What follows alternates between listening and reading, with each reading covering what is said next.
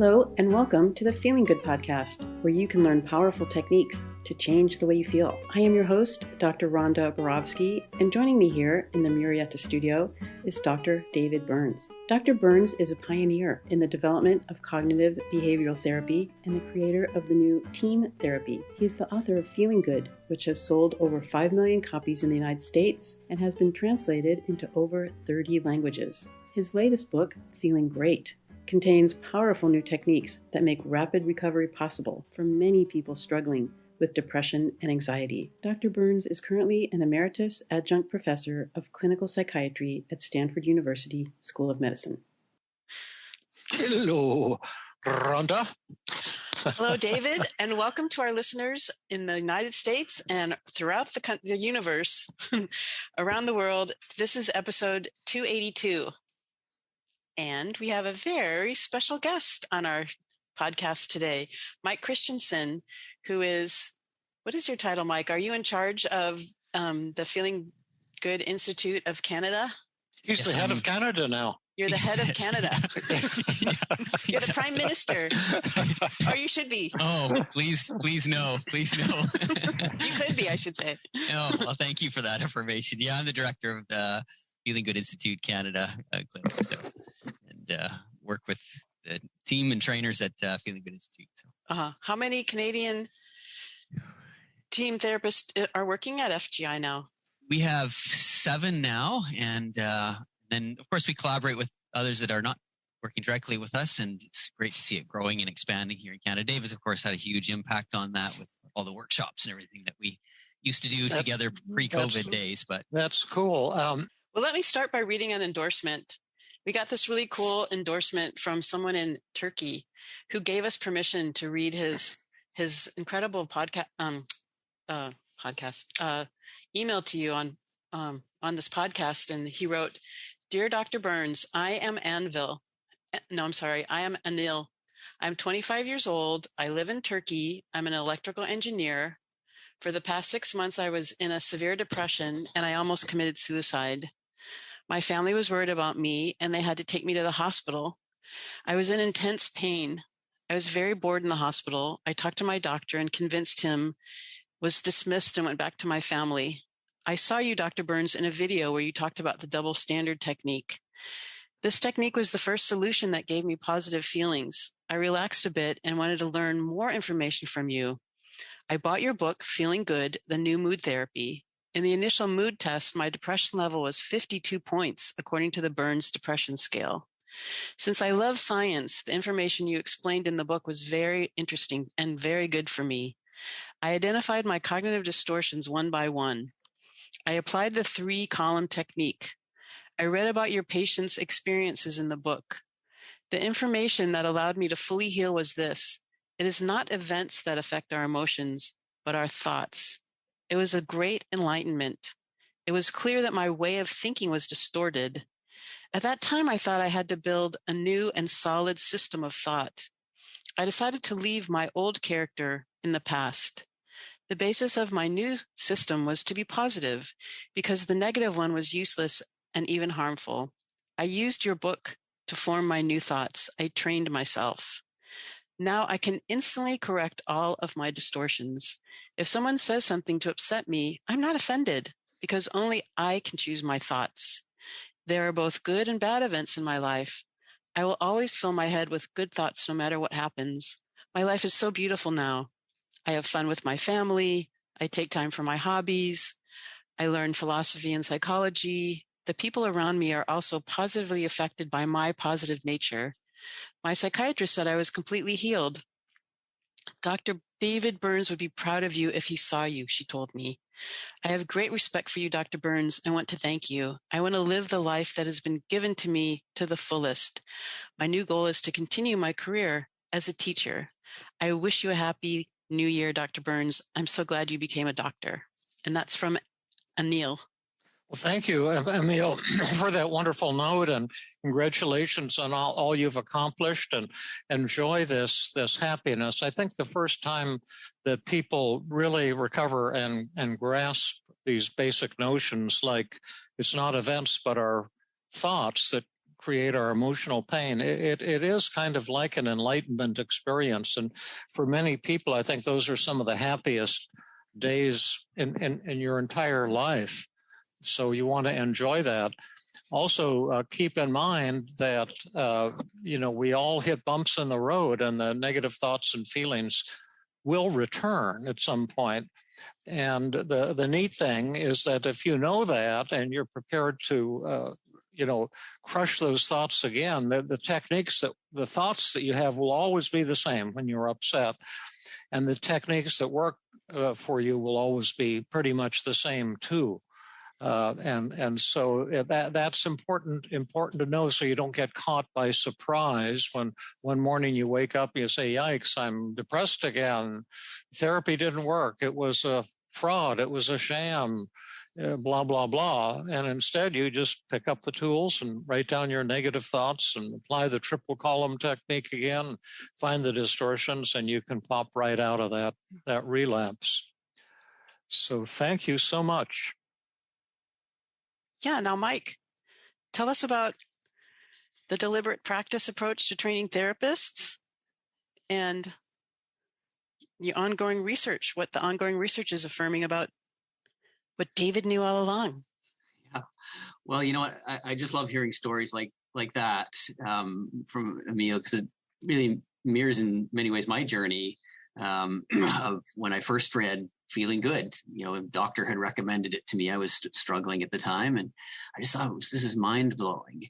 And then, I'd done my degree in kind of youth and counseling, was doing helping work, but I found that I just didn't have the skills. And so I, went back to grad school. And then when I did that, I began to really dive into David's work and learn from him and attend workshops.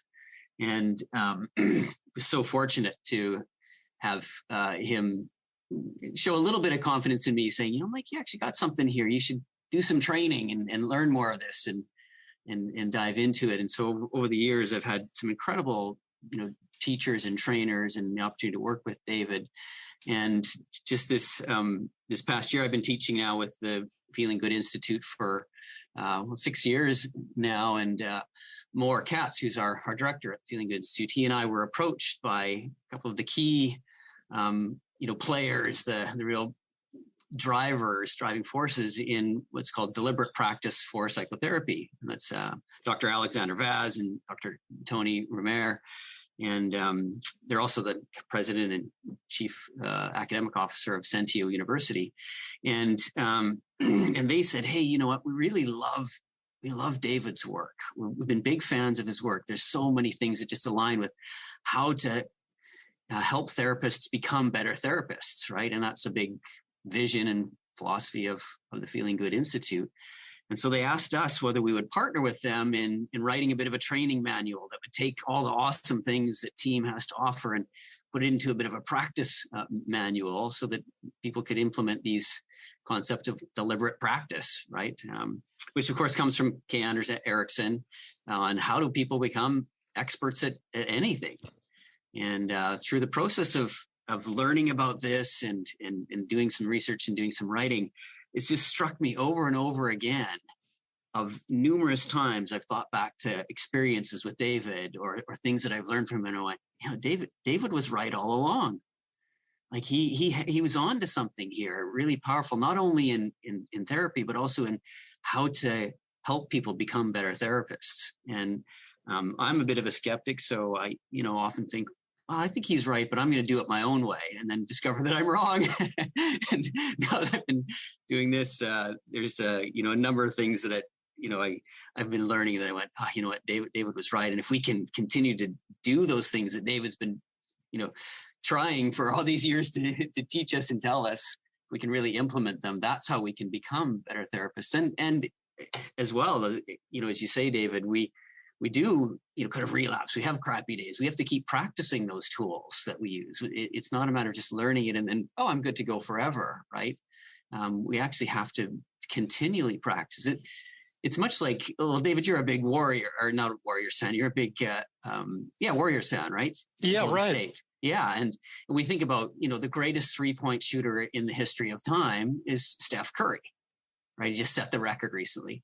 But does he still practice 3-point shots? Yeah, Probably. I don't think so, because his shooting has gone downhill in the last few weeks. Well, maybe he's not lately, but He's in a bit of a slump. But right, he never could have learned in the first place if he couldn't have seen when the ball went into the basket. Or when he missed, and doing that over and over again is how he developed tremendous skills. And it's the same with therapy, except therapists can't see when they're being effective or ineffective because our perceptions of how our patients feel and how effective we're being are not accurate. The therapists are way off base.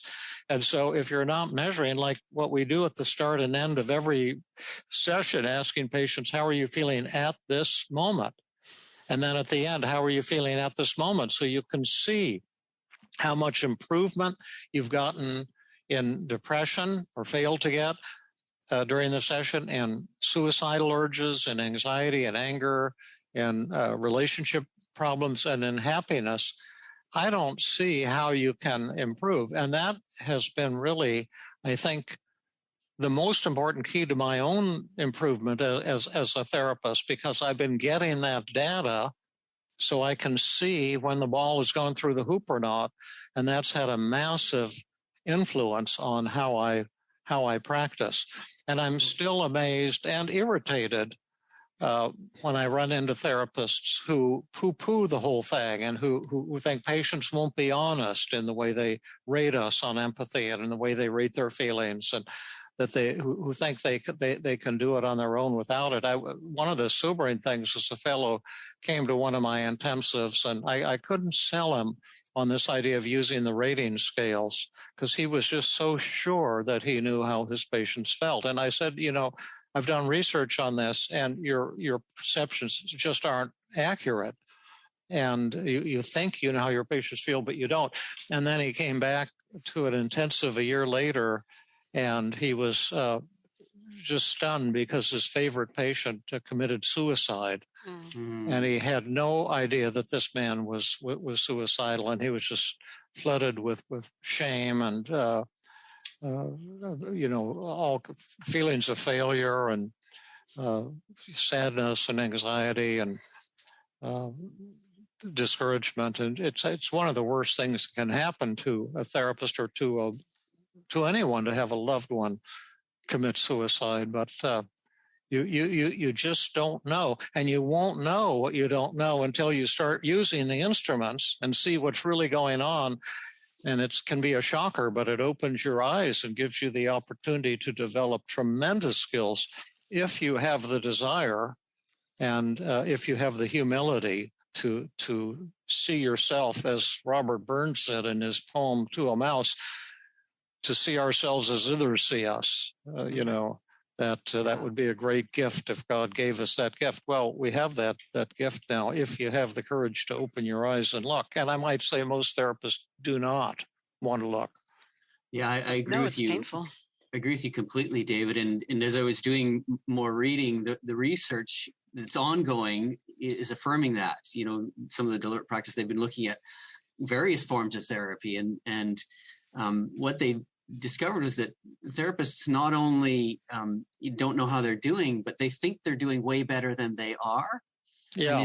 And in fact, one of the most remarkable things that came to mind for me, and it makes total sense when you look at it, when you see it, is therapists actually who aren't doing that kind of work actually get worse over time rather than better.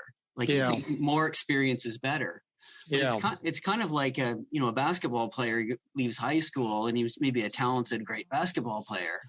But if he doesn't continue to practice and get feedback, he won't continue to grow. He'll just stay at a high school level. Yeah. And I don't know about you, Ron. Yeah, that's right. When I graduated from my grad school, I had a lot of knowledge, but I didn't really have any skill. Yeah. Right. Yeah. I'll never forget. Try to learn how to play basketball by reading a textbook on basketball. Yeah. Knowledge is not actually ability. And I'll never forget, David, at a workshop with you. I think this was it might have been the first or second time I assisted you. And we were on day 2. And I think we're going to be doing process resistance skills and demoing it. And you asked me, would you like to demo that? the dangling the carrot and gentle ultimatum. Yeah. And I said, oh yeah, sure, that'll be fun.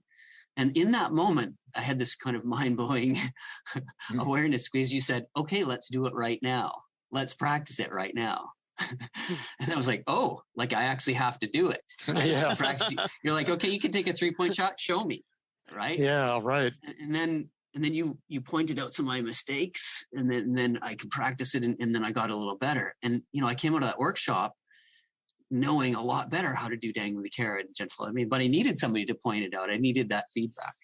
Yeah. Yeah. And it takes courage and it takes humility.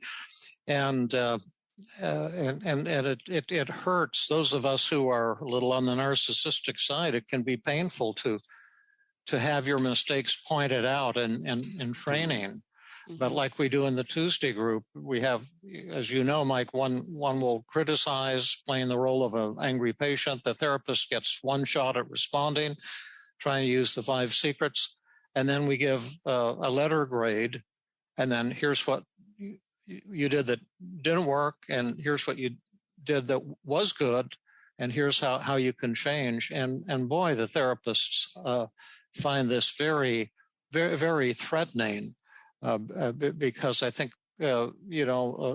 most people who are therapists have a tendency to feel down, self-critical, and insecure. And then you get this information, both in practice when you're training, and then in real life from your patients, getting feedback every single session on how empathic you are with extremely sensitive scales. How helpful were you? Extremely sensitive scales. And my goal has become to fail as much as I can and to make it as easy as possible for others to fail, because that's where the biggest breakthroughs come. When you're missing the boat with your patient, you suddenly discover it and you see why, you see how off you've been, and then you get back in sync with that person, and that's when the magic occurs. But that requires the death of the therapist's ego or self. Yeah. Yeah, that's for sure. When I think about the times we did workshops together, I remember, I don't know if you remember this one time, we'd been doing, I think, a live demo and some demonstrations. And the next day there was feedback that came, and one of the participants wrote to David, what they liked the least was that you kept interrupting Mike when he was doing something. Right? Yeah. You remember that? No, but I'm sure it's true. And so you read it out loud to everyone. This is feedback, right? And then you asked me what I thought. And when I began to speak, you interrupted me again, and everybody laughed joyously. Right.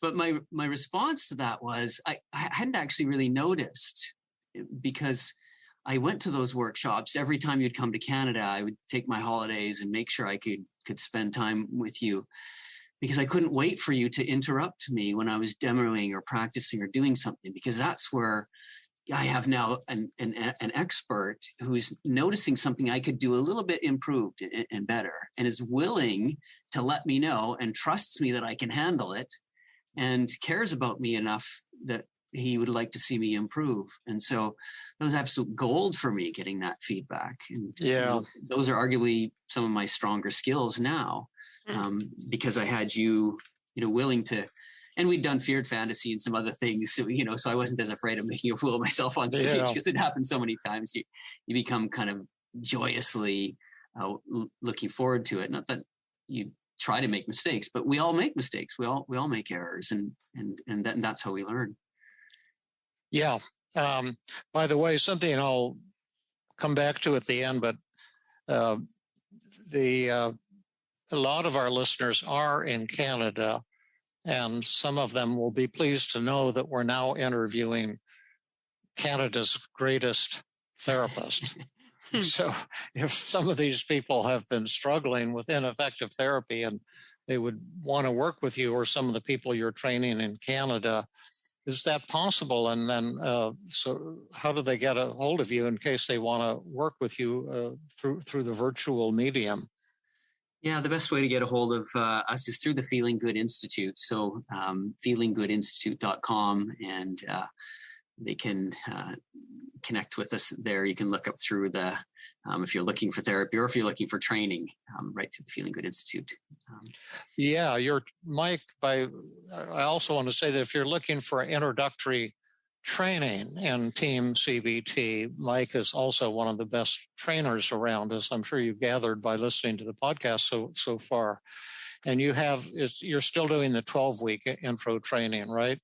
Yeah, as we record this, I'm in the midst of one, and if people are interested in doing that, we're constantly updating and revising it because I get feedback after every training, just like you modeled for us, and so that can also be accessed on the Feeling Good Institute website under training. And thank you, David. It's humbling actually to hear you talking about me in that way.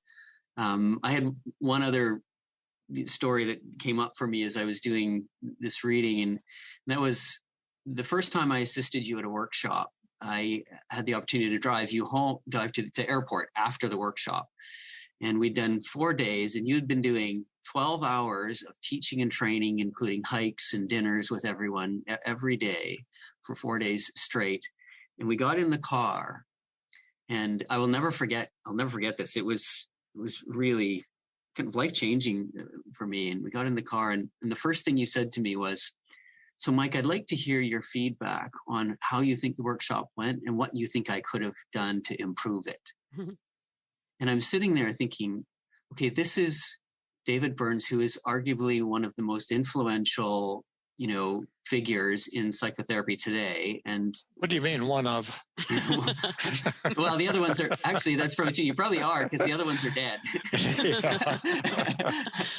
But, an icon in CBT, and arguably responsible for a major shift that is beginning to happen in therapy. And I'm thinking, and here he is asking me, who, I'm just this, at the time I thought I was just this, kid from Canada who wants to learn how to be just a better therapist. He's asking me to evaluate him. And I thought, that's the kind of person I want to be. And that has carried me through a lot of painful learning. Yeah. Painful is right. Yeah, it's hard. I mean, Rhonda was in my first class where I was assisting teach. I was. And she saw me screw up numerous times and gave me lots of good feedback. I don't remember that at all. I only remember getting wonderful, incredible training from you and Lee. I remember nothing but how fantastic a teacher you were. Well, I just feel so grateful to all of the other, students that have given the feedback over the years. It sometimes was painful and hard to hear. And yet that's where the true learning comes. It's a tonic the world needs too. That's probably a topic for another day, but there's just so much judgment, blame of others, defending yourself, and not listening or knowing how to listen, or even wanting to learn how to listen to other people, but instead to fight, to want to get back at, to destroy those who might disagree with our point of view. But coming back to therapy, it's just massively important. Maybe it's the most important thing I've ever developed is these brief assessment instruments and how to use them, because they can just have a transformational effect on your clinical practice, and your patients become your greatest teachers because they know when you're screwing up. They can feel it when you're screwing up. And if you give them the tools and view their feedback with respect, and it has to be written feedback, I might say. A lot of therapists say, I talk to patients and I say, how are we doing? And they think that's enough, but it's not, because the patients will just shine you on. They'll say, we're doing fine, that type of thing. But if you have them rate you on empathy using the scale that shows failure very quickly, it is very sensitive. It's hard to get a passing grade on the empathy scale, on the helpfulness scale. Have them write out what turned you off the most in the session, and then what did you like the best about the session? And they will tell you what they think. And the question isn't, will my patients be honest, but do I have the courage to hear what my patients really think and feel, and use that information to dramatically change the way I work. I'll make one other quick statement here. It's not only the fear of using these instruments and seeing the truth, but also there are very powerful forces within psychiatry and psychology and psychotherapy that are adamantly opposed to any kind of assessment instruments, or even think that therapy should be measured or could be measured. And I can tell you that faction frosts me the most. And yes, I do get angry about things, and that's one of the things. That's what I call that's the unforgivable sin within the field of mental health and psychology and psychiatry treatment. It's therapists who refuse to measure and to make themselves accountable. I don't think they should be licensed to practice or permitted to continue practice. I think the time will come soon when treating people without these assessment instruments would be like trying to run an emergency room without an EKG machine, without an X-ray, without blood tests. It simply shouldn't be tolerated. And all of you therapists who are not using the assessment instruments, to my way of thinking, you can just go to where. Well, I want to ask my question before we all go there. David, you're funny. You mentioned these two researchers, Alexandre Voss and Tony Roosmanaer, who are working with deliberate practice. And there's a deliberate practice. There's a book, Essentials of Deliberate Practice, and a Deliberate Practice Institute. And did they replicate David's work? Like how have they? You started off by saying, "Oh, they're saying David's right." Like, how did they know David's right? Have they done research on outcomes? Well, it's a good question. I don't know that they've said David's right as much as they've said they're big fans of what he's done. And I'm saying David's right because when I look at the two approaches, I'm seeing so many, like David, you often talk about this cross-pollination that we need to have. We need to be working together to learn from each other. And they've studied a number of different, approaches to psychotherapy and said, what are the key components in them? And, when you look at what are the key components of team testing is essential. You can't do deliberate practice without actually some testing. You have to know how you're doing. And that's really key. And one of the other components is we have to have a specific moment in time to work on, to practice with, right? Like when we do practice with 5 secrets, we don't theorize about it and learn knowledge and talk about all the different, forms of empathy. David says, well, what does the client say? What did the patient say? Let's get an example. Let's practice with something specific. And that's really key to deliberate practice, right? And cool. So those are some of the things that they're now applying. They said, hey, Team's got a lot of these things going already. Yeah. We need to get them involved in nice. University, and we need to get them to, some of the key people in Team to write a book for us with us. So people can practice and really practice just taking other forms. It's interesting. I was talking to Alex the other day. He said, our goal is for people to not even know what deliberate practice is, but just to be doing it. Yeah. Right? Sure. Because it doesn't matter what the buzzword is. And much like you, David, you're like, this is not a model of therapy. This is a framework that, we can learn from each other. With that in mind, by the way, if you send me an email with a couple of references, not only to your own institute there in Canada, your own email and stuff, so people can just contact you directly if they want, but also to this group, that there might be people who'd like to look up their work or go visit their website and that type of thing to learn more, because it sounds like they're doing some great work and helping to point the direction to the future. And I'm just so tickled that they have in some way recognized what I've been doing, because I've been, spewing these ideas since at least 1979, 1980, in through there, wishing somebody would listen and wake up from the trance. The whole field has been kind of asleep. And and I would like to see deliberate practice replacing schools of therapy. Yeah. And this is one of the things people hate me for saying. But I think the schools of therapy have contributed a little bit in terms of understanding. They've contributed a little in terms of most of them have a few techniques that are can be effective for some people, but they nearly all have a narcissistic guru at the head who's done as much or more damage than benefit. It's to my way of thinking, and they just serve to split the field into all of these competing cults or factions.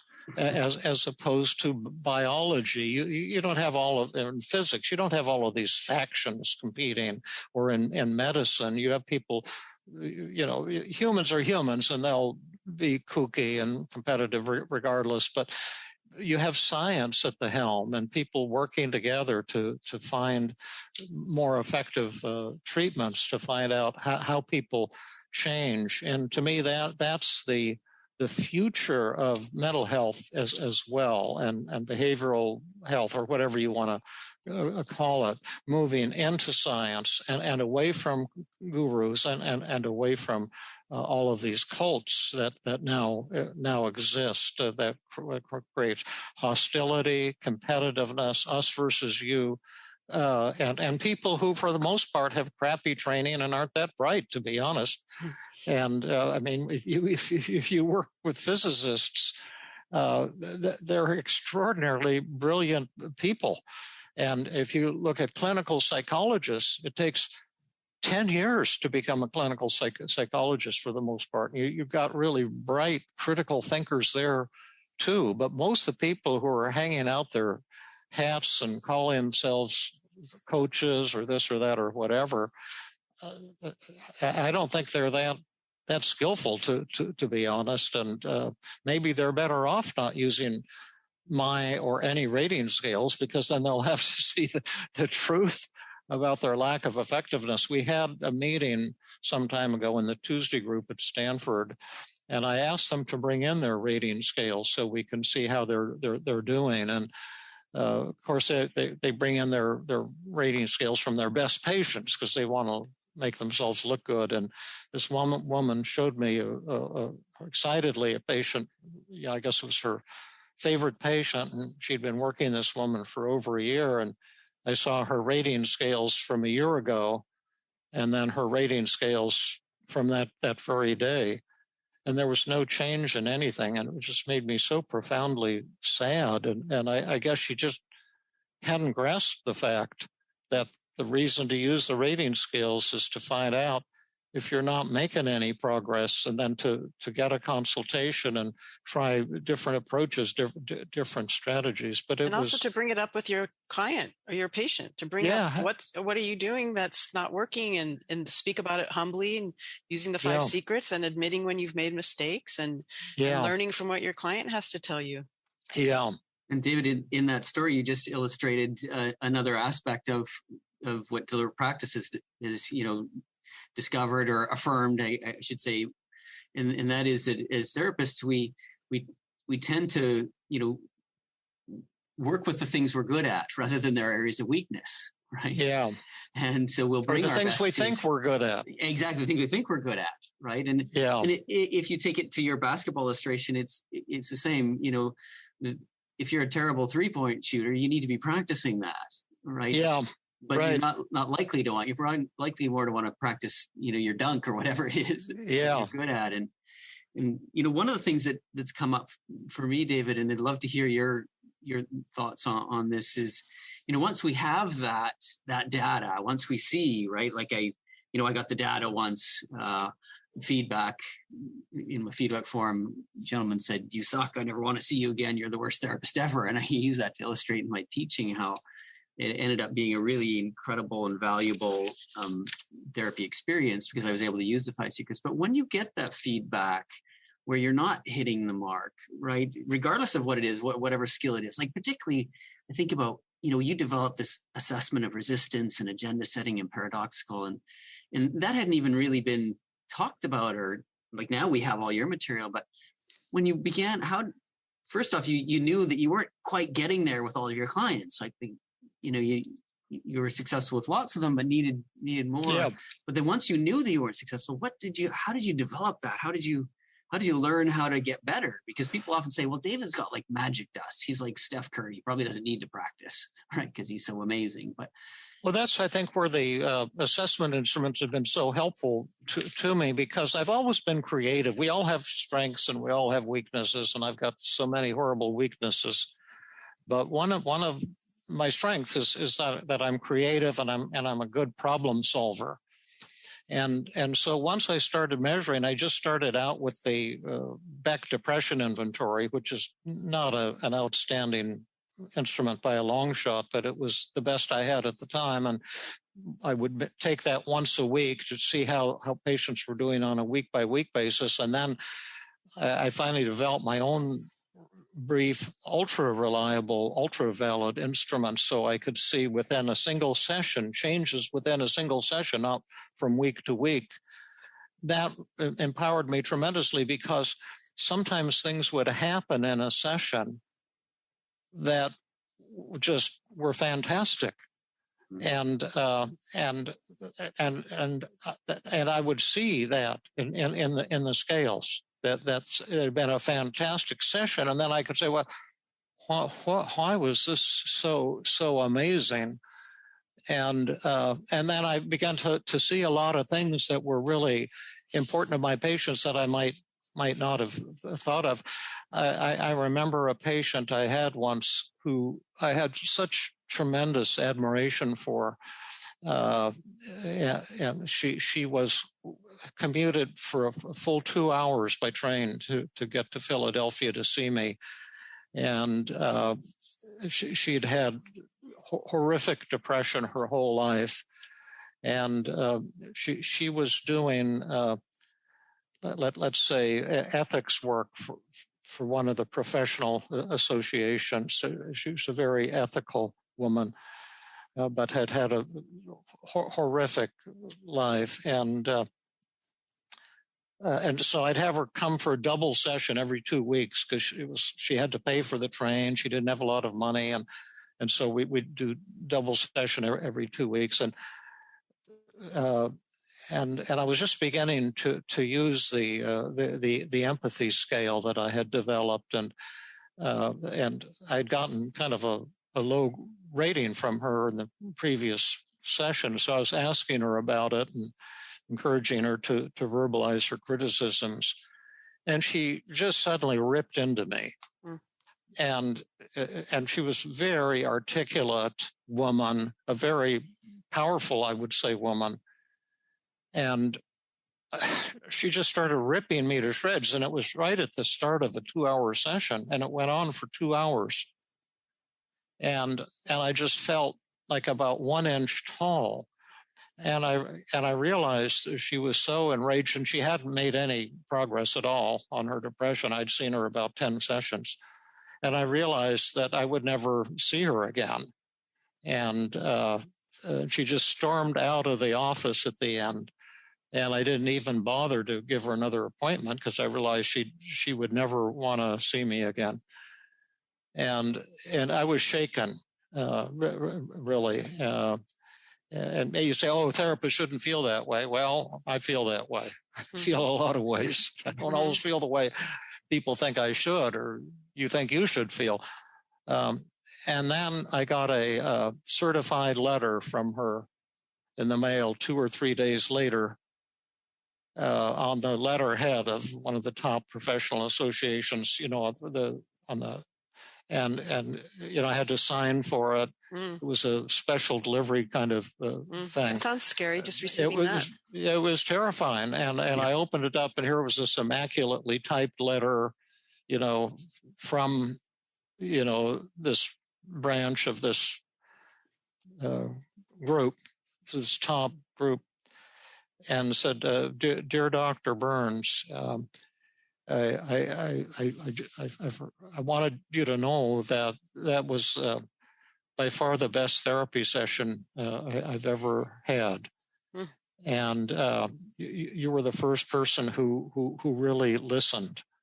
Mm-hmm. And on the way to the train station, my depression disappeared for the first time, and I felt joy for the first time in my entire life. Mm.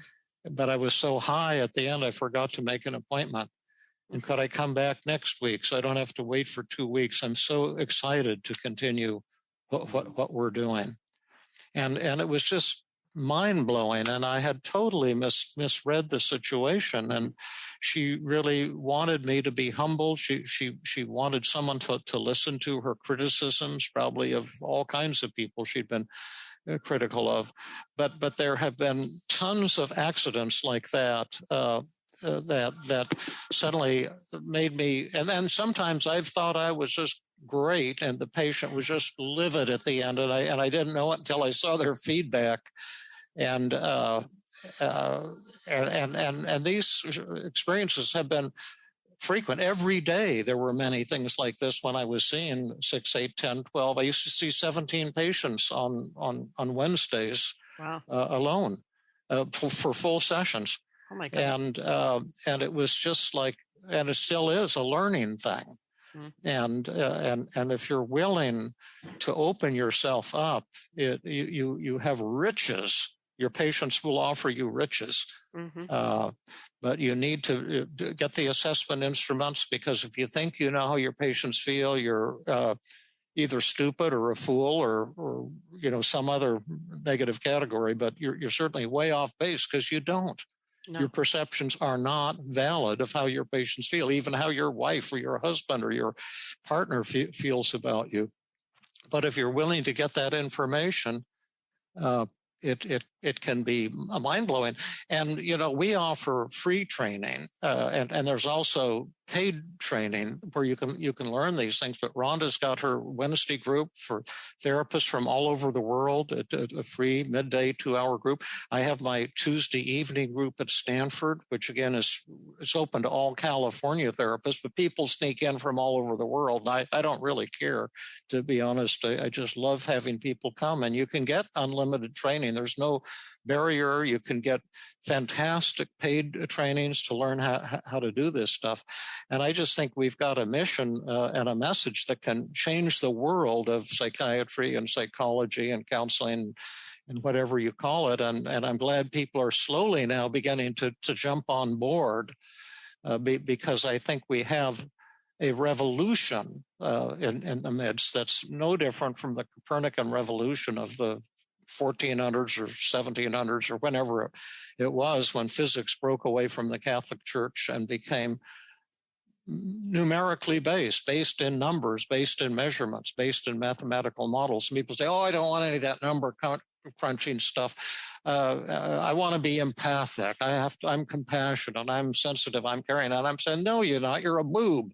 You can't be compassionate, warm, and caring without these assessment instruments to see how you're doing. It's just such a joy to hear you. And David, shut up again. Mike is the guest, not you.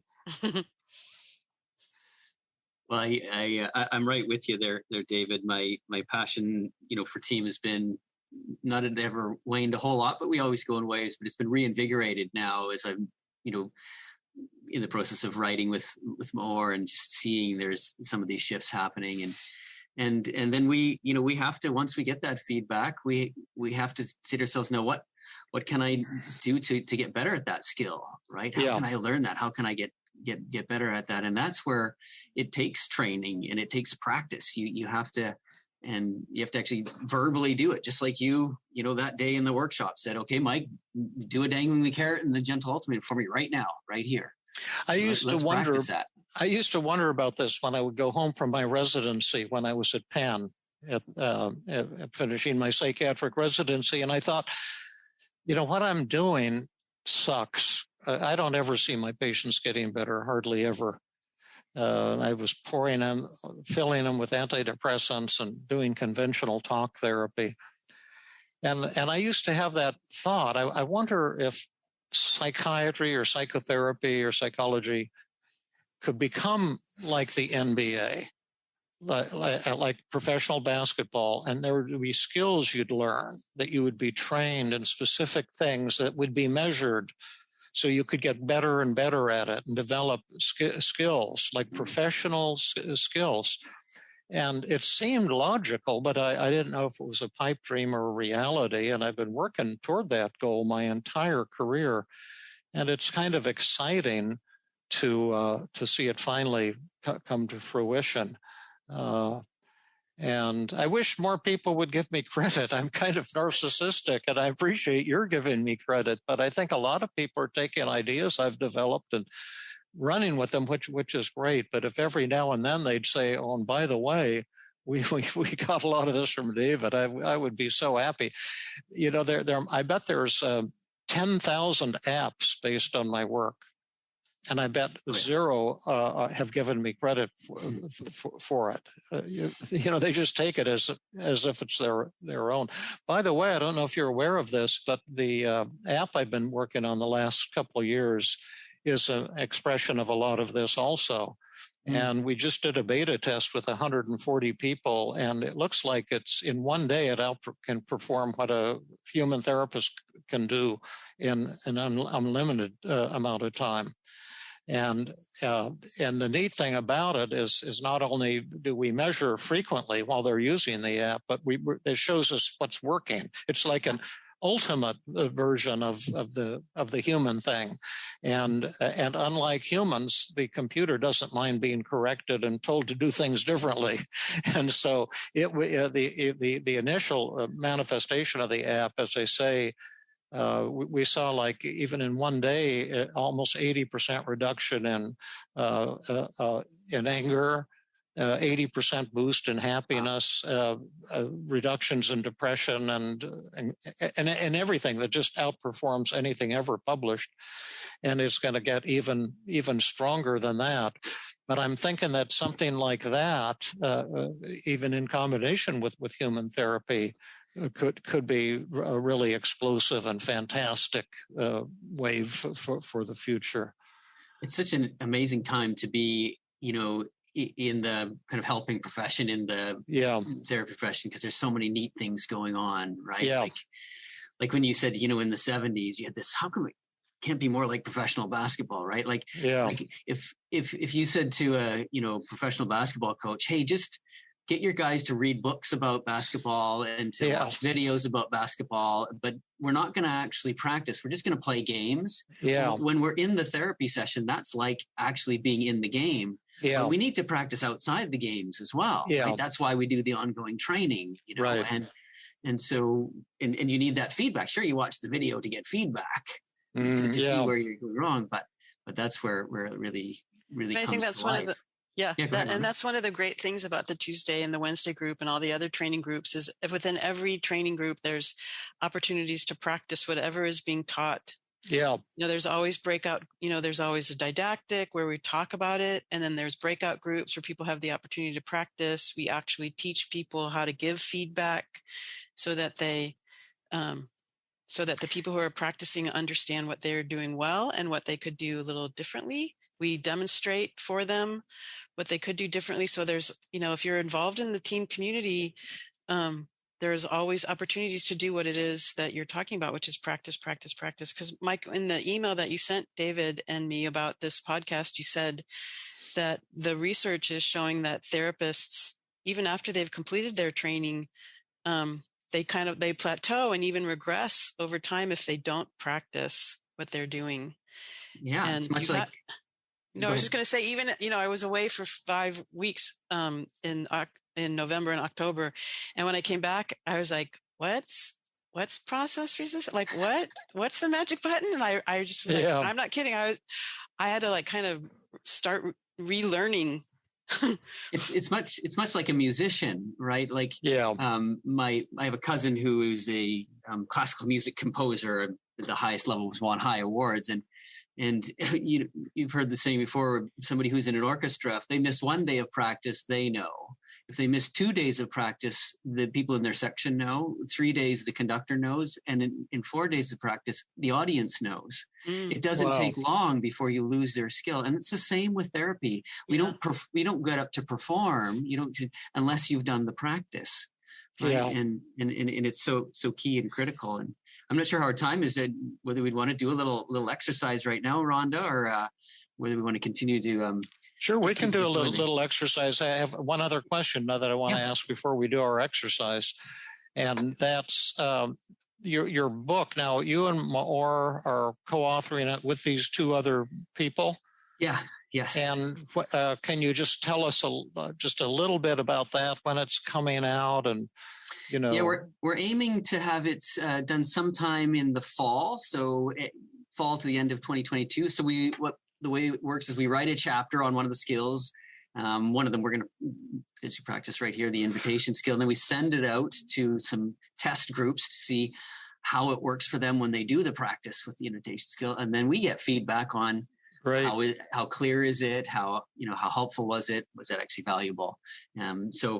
So we're working through that process, and hopefully by the end of 2022, we'll have that out, and people can have access to that. So let's get on with the exercise here, so we can learn through joyous failure. So in DP, we talk about having kind of a coach, and then the trainees. And Rhonda, if you and I would be the trainees here, and David will be our expert coach. Perfect. If he's okay, sure, comfortable in that role. And we start with a challenging client statement that isn't too hard. So we've got kind of a beginner, an intermediate, and an advanced level client statement. We'll pick one skill. And I don't know about you, but one of the things that's been a challenge for me in my work, and I find with lots of others, is the invitation, right? We either get into endless empathy, or else we get into helpfulness modes. All right. And so we'll practice doing the invitation skill, and David, you can give us some feedback on how we do and how we could improve it, and we can practice it again. And so, Rhonda, I'll hit you with a client statement. We'll start with the easier one. If it's too easy, if you nail it and get an A+, then we'll move on to the advanced one, or the intermediate one. Mm-hmm. But I have a question for you too. Are we going to be doing the easier, straightforward invitation, or the more challenging, paradoxical invitation?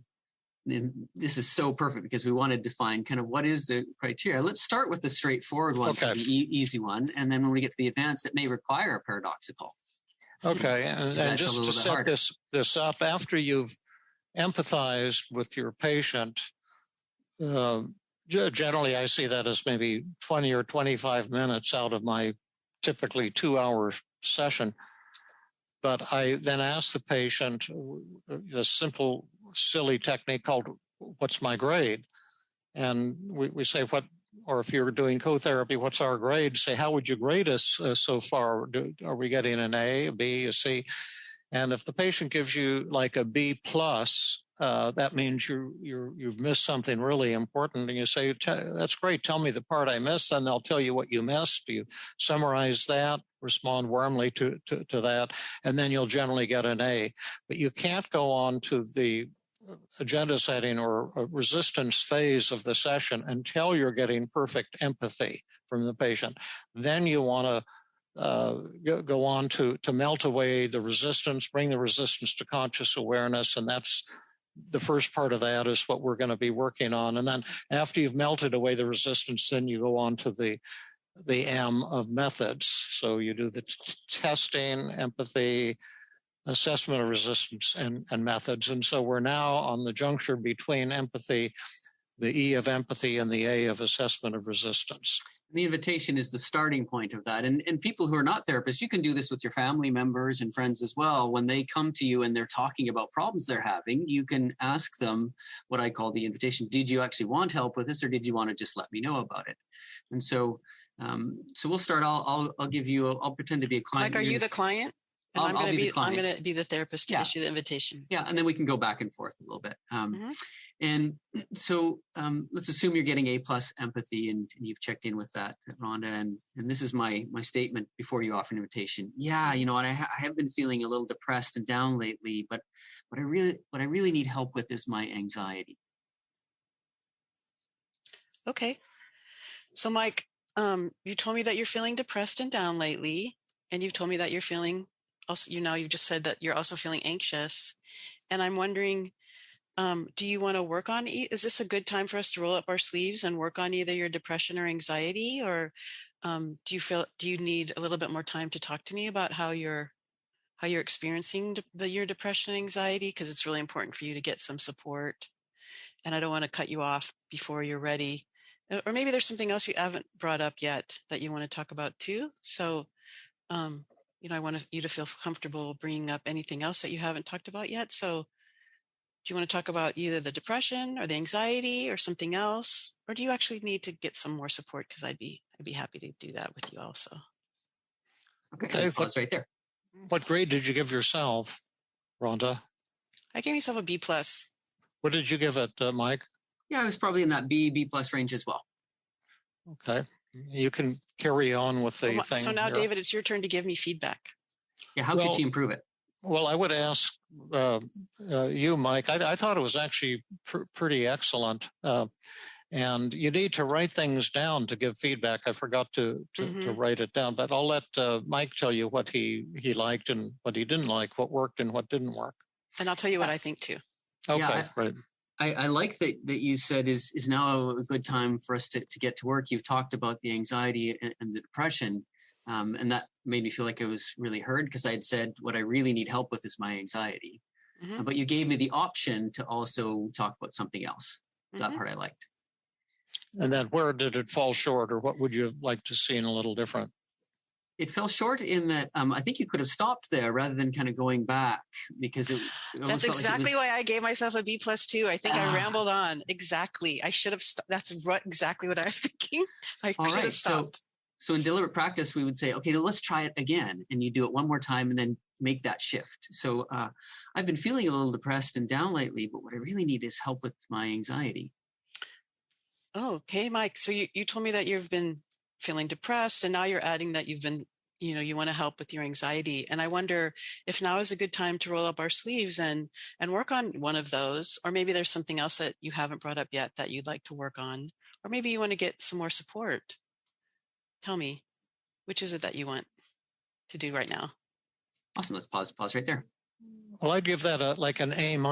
You say you said it is now a good time to roll up our sleeves, but that I thought the two options got a little confused with each other. And I might say something like, I'm excited to work with you on the anxiety and the depression too, if that's something that's been bugging you. But first, I want to make sure if you've had enough time to tell me what's been going on and to talk about the anxiety and the depression, because that's important too. And I don't want to cut you off or jump in prematurely. So tell me what you'd like to do at this point. Do you want to tell me a little bit more about what it's been like for you, or are you ready to roll up your sleeves right now and get to work? Perfect. Thank you. Awesome. Do you want to try that one more time then, Rhonda? So you see how we do this. We keep practice. It's like David's now come on the court and he said, when you shoot that 3-pointer, just move your elbow a little bit here. It almost went in, but if you try this, so try that again and I'll hit you again. I've been feeling a little depressed and down lately, but what I really need help with is my anxiety. Oh gosh, Mike, I'm so glad that you opened up and told me all that. And I'm really excited to work with you. You told me that you're feeling depressed and that now you've just said that you're feeling a little anxious, and I'd love to work with you about either of those or about anything else that you haven't brought up yet. But at first, I really want to make sure that you've really had enough time to talk about the anxiety. You're just bringing it up now, because I don't want to cut you off before you've had a chance to really explore your feelings and let me know what's going on. So, tell me what you want to do right at this point. You ready to roll up your sleeves, or if you want to get a little bit more support? Yeah, I'd say that'd be an A+ for me there. How was that for you? I agree, yeah. Yeah, you nailed it. And I'm learning something now because I don't do enough role reversals with people, or even, repeated chances. I just point out the thing and then go on to somebody else. So I'm going to start doing this in the Tuesday group. So there's a couple of key principles that we can point out here. First off, Rhonda is a very skilled, level 4, trainer and an amazing therapist. She's been doing this for quite a number of years, and she's good at this, right? She just said she's had a little bit of time off, and so now she's come back. But you can see how with a little bit of practice, she took something that was solid, it was good, but took it to an AA plus just with a few role reversals. Yeah, that was fun. Yeah, and so we start where we're at, and we just move up from there. Mm-hmm. And so even somebody as skilled and amazing as Rhonda can still improve. And David, you probably have minor improvements to make on the occasion because you're pretty skilled. But to stay sharp, you still practice. I think that's. Oh yeah, I love doing training groups is because I get a chance to practice more myself when I'm demonstrating. So yeah, in fact. Have you found you learn more when you're in the teacher role and when you're in the student role? Oftentimes, yeah, because, we'll say, well, tell me about a client that you were stuck with and what did they say? And then I have to demonstrate how to right. do a good version. And that's that practice for me. Yeah.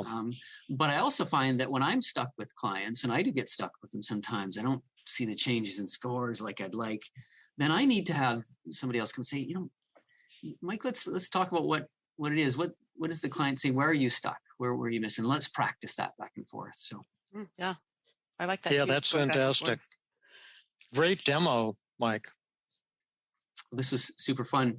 Do you want to do one more, Rhonda, or should we wrap it up here? I think we've been on for an hour, so it might be time travels.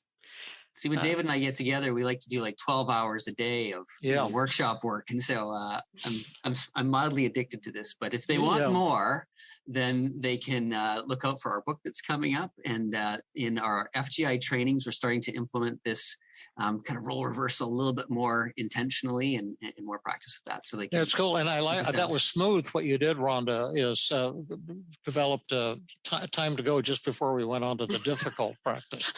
Well, I'm happy to go further, but we have been on for an hour. Yeah. No, we'll keep it to a reasonable length here. Well, let me say that I had two high expectations for today. One is that I haven't had time to hang out with you because I haven't been coming up to Canada for workshops due to the COVID. I thought it'd be great to schmooze again and to see you again, and that was great. And then I also thought it would just be a fantastic podcast, and that, of course, didn't happen. But still, it was great to see you. No, I'm just pulling your leg, and I thought it was really fantastic from that point of view too. I thought it was exciting what we talked about. I think your project with Maor and these two brilliant people is just really neat. I'm excited about your book. I think you're doing great things with the deliberate practice concept, and I couldn't be more thrilled and proud. Well, I appreciate that so much, David. You've had an incredible influence on my life, and I'm just grateful beyond words. Yeah, and I have to correct one thing you said. Oh, yeah.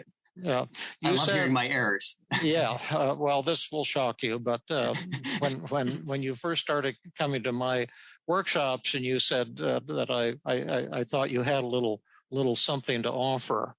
Yeah, you said that, but I never said anything like that. I always said I thought you have tremendous amount to offer. Yes. And it was with great resistance that I had to push through your beautiful and delightful humility and modesty. But you were great right out of the starting blocks, a little like Sterling Morey, who we had on a podcast recently, the guy I talked about in Feeling Good. Yeah. And I'm just so excited. I've always loved working with you. I've always loved you, and I'm just so happy at how things are evolving.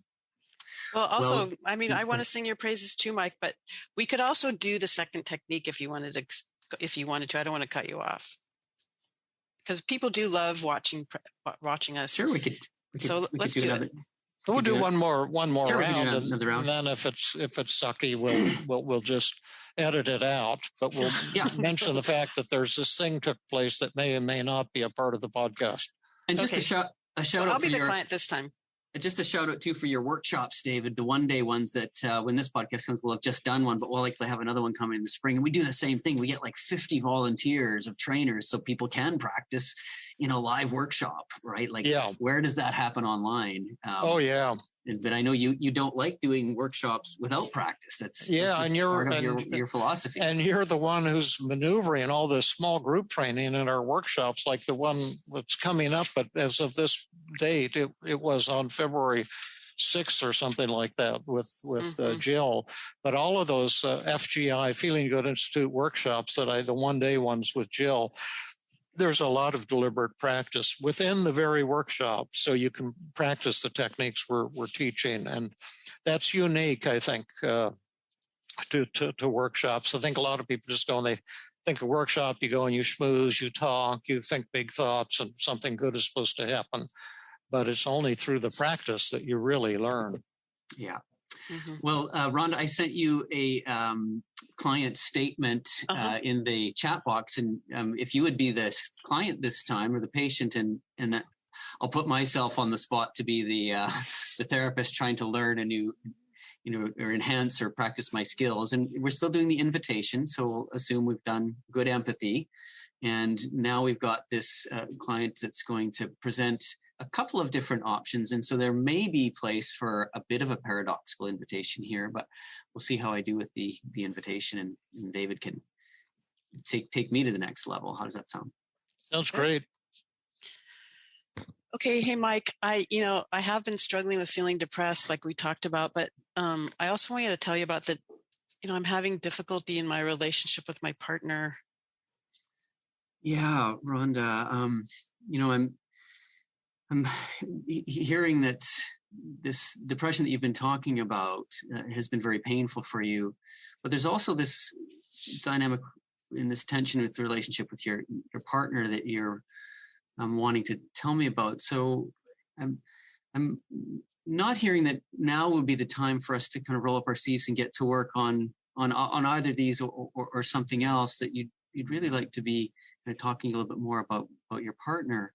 At the same time, I wouldn't want to, miss out on the opportunity for us to roll up our sleeves and get to work if that's what you'd like to do. But I want you to be in charge. Tell me what direction you'd like to go.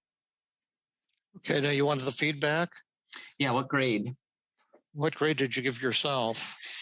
I'm feeling like it was kind of a B plus in there, because some parts didn't feel as good as I would have liked. Didn't feel as confident. But. What grade did you give it, Rhonda?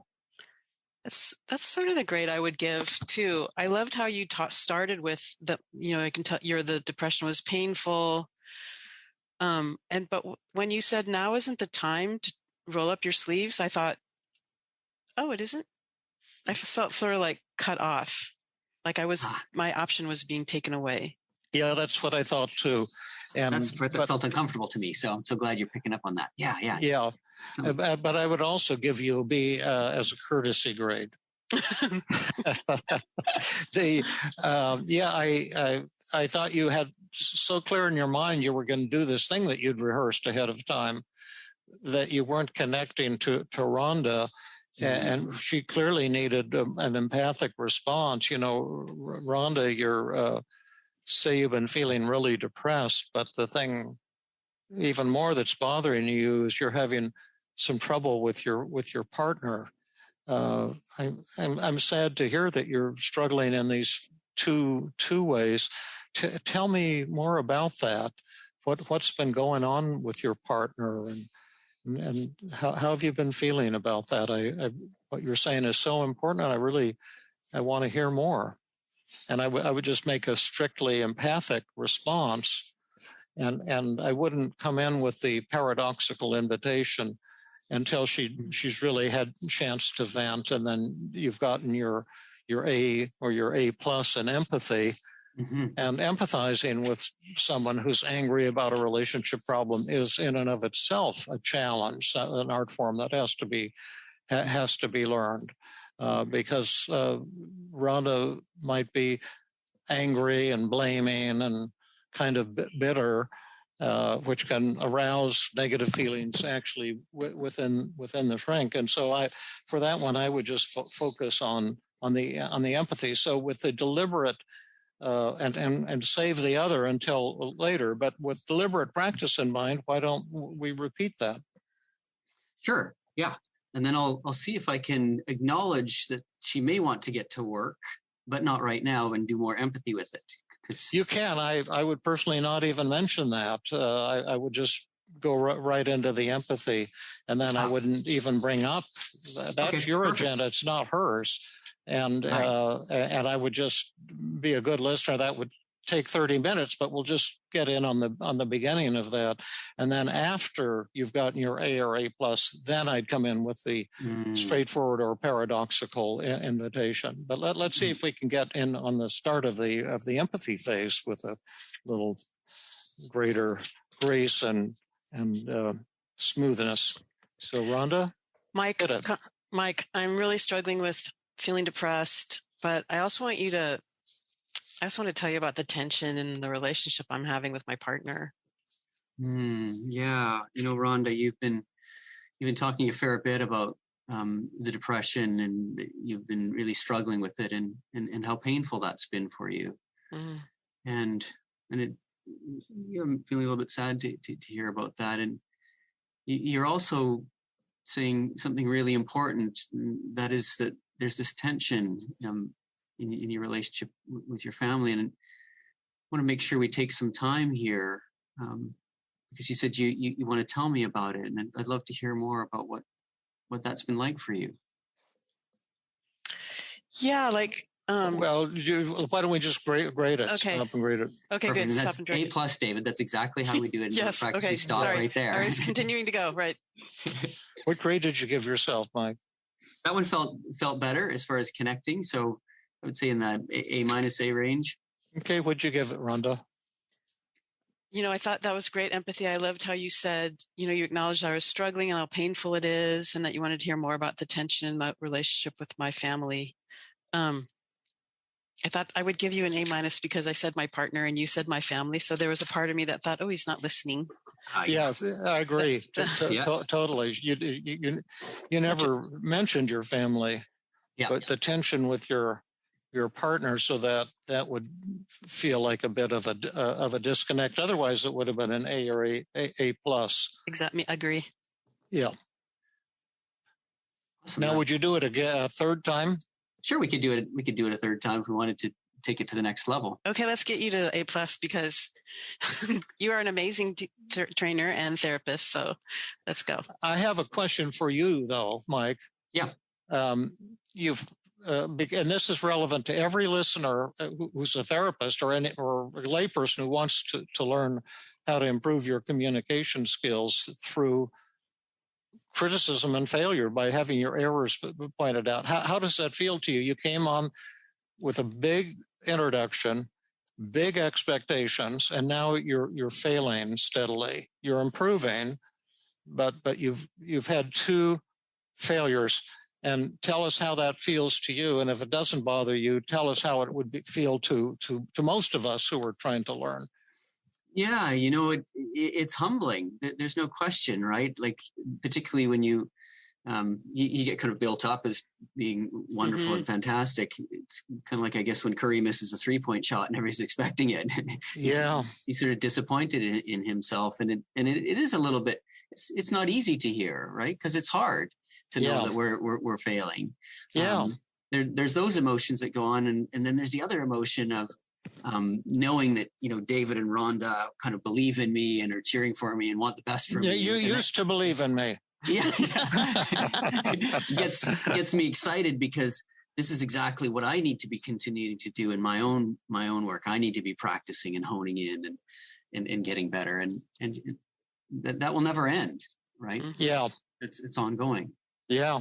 So there's a fun part of it too. Even Jill screws up occasionally. Not very often, I might add, right, Rhonda? Not very often. Not very often. Yeah.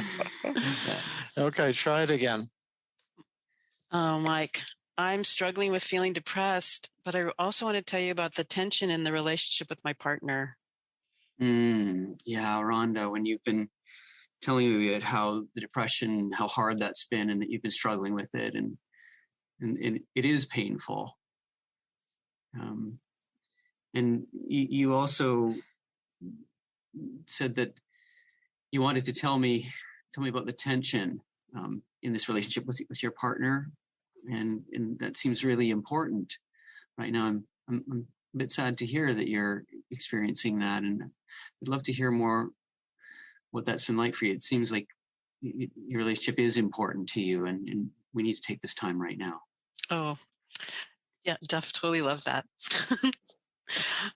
Yay. What grade did you give it? Oh, I would definitely give that an A+.